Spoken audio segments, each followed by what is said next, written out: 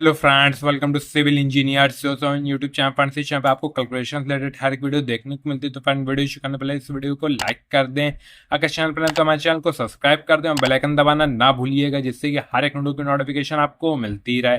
तो फ्रेंड्स, आता अपने मैं टॉपिक की ओर। तो फ्रेंड्स, इस वीडियो में आपको बताने वाला हूँ कि आप अपने साइट पर कैसे ब्रिक टेस्ट रजिस्टर बनाते हो, या साइट पे ब्रिक का टेस्ट आपको कैसे करना है जो भी आपकी साइट पे ब्रिक आ रही है। तो फ्रेंड्स, यहाँ पे मैंने एक ही एग्जांपल लिया हुआ है जिसमें कि मैं आपको बताऊंगा। तो सबसे पहले आपको लिखना होगा या ऐड करना होगा, वो होगा आईडी मार्क, यानी कि ब्रिक का जो फ्रॉग होता है या दिल्ला जिसे कहा जाता है, उसके ऊपर वो किस मार्का का है। ठीक है, वो यहाँ पे आपको नोट करना होगा। ठीक है, जिस भी मतलब की कंपनी का है उसका मार्का वहाँ लिखा रहता है ब्रिक के फ्रॉग पे, उसको यहाँ पे आपको नोट कर लेना है। उसके बाद जिस भी डेट को आपकी ब्रिक आई है, यानी जिस डेट से आप उसकी मतलब टेस्टिंग स्टार्ट कर रहे हो, वो डेट यहाँ पे आपको डाल देना है। ये क्यों? ठीक है, व्हाट इज ऑप्शन टेस्ट के लिए एक ड्राई वेट लोगे, एक लोगे वेट वेट। ठीक है, एक गीले के लिए लोगे, एक सूखा ब्रिक का, दोनों लेना है आपको। तो जब सूखे वाला लोगे तो यहाँ पे ये इस डेट को आपको यहाँ डाल देना, और ये डेट डालना आपको तीसरे दिन डालनी होती है, डेट ऑफ टेस्टिंग। ठीक है, उसमें आपको वेट वाला जिस दिन इस वाले का आप लोगे वेट, उस दिन का ये आपको डाल देना। 3 दिन उसको पानी में आपको डाल के छोड़ना रहता है कि वो गीला हो जाए। उसके बाद आप देख लीजिए, फर्स्ट आपको क्या टेस्ट करना है, डायमेंशन। ठीक है, उसकी ब्रिक के आपके डायमेंशन सही है कि नहीं है। तो उसके लिए आपको क्या करना होगा, लेंथ ले लेनी है। ठीक है, लेंथ आप ब्रिक की 20 पीस आपको लेकर उसको आपको नाप लेना है, उसकी लंबाई कितनी आ रही है। 20 पीस आपको ब्रिक बिछा करके उसकी लंबाई नाप लेनी है। तो 4620 mm यहाँ पे ये मेरा आया हुआ है, लेकिन IS कोड के अकॉर्डिंग क्या होता है, वो होता है 4 मीटर 600 प्लस माइनस 80 mm। ठीक है, यानी कि 80 mm आगे पीछे हो सकता है। ये 4600 तो ये फिक्स है, ये होता है, लेकिन 80 mm आगे पीछे हो सकता है। जैसे कि मैंने और भी टेस्ट किए हुए हैं, तो किसी में 4620 आया है, किसी में 4630, 625 इस तरह आया हुआ है। ठीक है, अब इसी तरह आपको ब्रेथ भी नाप लेनी है, यानी चौड़ाई नाप लेनी है। वो यहाँ पे मेरी आई हुई है 2229 mm आई हुई है, जो कि IS कोड के अकॉर्डिंग 2200 प्लस माइनस 40 mm होती है। ठीक है, और इसी तरह आपको हाइट भी नाप लेनी है ब्रिक की बिछा करके। तो ये यहाँ पे आया हुआ मेरा कितना, 1419 mm। ठीक है, 1419 mm, जो कि IS कोड के अकॉर्डिंग 1400 प्लस माइनस 40 mm होती है। ठीक है, चीज आपको ध्यान रखनी है कि IS कोड के अकॉर्डिंग क्या साइज होती है। तो ये डायमेंशन टेस्ट हो गया आपके ब्रिक का। अब आइए व्हाट इज ऑप्शन, जो कि मैंने आपको पहले भी बताया कि आपको करना है। तो उसमें सबसे पहले आपको क्या करना होगा, सबसे पहले आपको सीरियल नंबर बनाना होगा व्हाट इज ऑप्शन के लिए। ठीक है, जो आप इंडेक्स बनाओगे उसमें सीरियल नंबर, उसके बाद dry weight in grams GMS W1 जिसे कहा जाएगा। ठीक है, ये आपको पहला बना लेना है। उसके बाद वेट वेट इन GMS यानी ग्राम्स, वेट वेट यानी कि गीले ब्रिक का क्या वेट है, जिसे हम W2 के नाम से देंगे। अब उसके बाद आपको वाटर एब्जॉर्प्शन रेशियो आपको निकालना होगा। उसका फॉर्मूला क्या होगा, W2 minus W1 upon W1। ठीक है, W2 में से, यानी ये W2 में से W1 माइनस करना होगा और डिवाइड कर देना होगा किससे, W1 से, और इंटू 100। ठीक है, तो आपका परसेंट निकल के आ जाएगा वाटर एब्जॉर्ब कितना कर रहा है 1 ब्रिक। ठीक है, इसी तरीके से आपको ये ब्रिक का निकालना भी होगा। और उसके बाद लास्ट आपको बनाना है क्या है, एवरेज वाटर एब्जॉर्प्शन परसेंटेज। ठीक है, तो यहाँ पे सारी वैल्यू मैंने ली हुई है, जो कि मैं आपको दिखा भी दे रहा हूँ।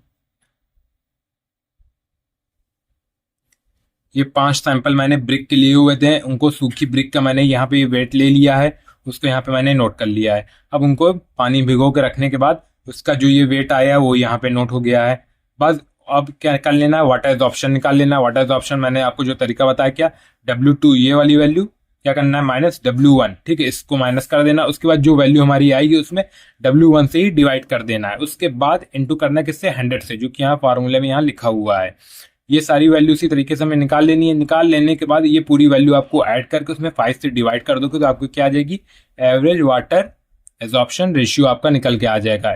एवरेज क्या है, तो यहाँ पे 11.64% मेरा वाटर एब्जॉर्प्शन रेशियो आया। आपका जो भी आएगा उसको आपको नोट कर लेना है। अब नेक्स्ट आपको क्या निकाल लेना है, कंप्रेसिव स्ट्रेंथ। ठीक है, आपके साइड पे जो भी ब्रिक रहेगा उसका कंप्रेसिव स्ट्रेंथ कैसे निकालना, कौन कौन से पॉइंट वो देख लीजिए।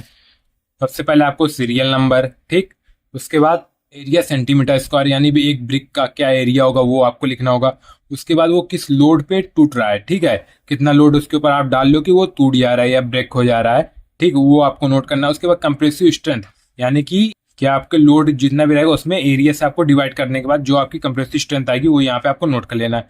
उसके बाद एवरेज कंप्रेसिव स्ट्रेंथ, जो कि आपकी केजी प्रति सेंटीमीटर स्क्वायर में यहाँ पे नोट करना है। और लास्ट में ये लिमिट कितनी होनी चाहिए। तो सारी वैल्यू यहाँ पे मैं आपको दिखा देता हूँ। एरिया यहाँ पे मैंने 1 ब्रिक का यहाँ पे नोट किया हुआ है। ब्रिक की साइज का 230 mm, by 110 mm by 75 mm, जिसे हम सेंटीमीटर में कन्वर्ट करेंगे तो क्या हो जाएगा 23 सेंटीमीटर, 11 सेंटीमीटर और 7.5 सेंटीमीटर। ठीक है, ये सारी वैल्यू आपको पता है। तो एरिया हमें निकालने के लिए क्या करना होगा, 230 जो हमारा है mm में, ठीक है, यानी 23 सेंटीमीटर, उसमें मल्टीप्लाई कर देना है किससे, 11 से। ठीक है, तो आपका जो होगा पर ब्रिक आपको नाप के निकालना है। जैसे कि यहाँ पे पर ब्रिक नाप के निकाला हुआ है, सारे का देख रहे हैं यहाँ पे आपको डिफरेंट डिफरेंट क्या एरिया मिल रहा है। ठीक है, सेंटीमीटर स्क्वायर में ही नोट करना है, में नहीं करना है, ये चीज आपको ध्यान रखना है। उसके बाद लोड, पर ब्रिक का यहाँ पे लोड आप देख रहे हो किस लोड पे वो टूटा है। तो बस आपको क्या कर लेना, कंप्रेसिव स्ट्रेंथ के लिए लोड में डिवाइड कर देना किससे, एरिया से। तो लोड में डिवाइड कर देंगे एरिया से, तो यहाँ पे कंप्रेसिव स्ट्रेंथ ये केजी प्रति सेंटीमीटर स्क्वायर में, ये आप देख सकते हो ये निकल के आई हुई है। अब इन सारी कंप्रेसिव स्ट्रेंथ को आपको ऐड कर लेना है, जोड़ लेना है। ठीक है, जोड़ लेने के बाद उसमें 5 से आपको डिवाइड करने को है, क्योंकि आप 5 सैंपल ले रहे हो तो यहाँ पे 5 से उसमें आप डिवाइड कर दो। डिवाइड करने के बाद आपकी एवरेज कंप्रेसिव स्ट्रेंथ निकल के आ जाएगी कितनी, 158.98 केजी प्रति सेंटीमीटर स्क्वायर। ये हमारी निकल के ब्रिक की कंप्रेसिव स्ट्रेंथ एवरेज। ठीक है, और लिमिट आपको बता दे रहा हूँ, ये देख लीजिए, मिनिमम क्या होनी चाहिए, 150 केजी प्रति सेंटीमीटर स्क्वायर। उसके बाद लास्ट में आपको क्या करना होगा, रीमार्क यहाँ पे लिखना है। अगर आपका एवरेज के अकॉर्डिंग अगर सही आ रहा है, ठीक है, यानी कि लिमिट जो मिनिमम है उससे ज़्यादा स्ट्रेंथ आ रही है, तो आपका एक्सेप्टेड है, वरना रिजेक्टेड है। ठीक है, एक्सेप्टेड है तो एक्सेप्टेड पे यहाँ टिक मारेंगे। ठीक, और उसके बाद यहाँ पे आप सिग्नेचर कर सकते हो, साइट इंजीनियर। और उसके बाद जिस भी आप उसके अंडर कर रहे हो वर्क, पीडब्ल्यूडी का है कि सीपीडब्ल्यूडी है या रेलवे, जिस विभाग का वर्क कर रहे हो उसकी यहाँ पे इंजीनियर की उसके यहाँ पे आप सिग्नेचर कर सकते हो। तो आई होप फ्रेंड्स आपको वीडियो अच्छी लगी हो तो इस वीडियो को लाइक करें और कमेंट बॉक्स में जरूर बताइए वीडियो आपको कैसी लगी है। और जिस भी टॉपिक पर वीडियो चाहिए कमेंट बॉक्स में बता सकते हो, उस टॉपिक पर जल्द से जल्द वीडियो आ जाएगी। Thank for watching.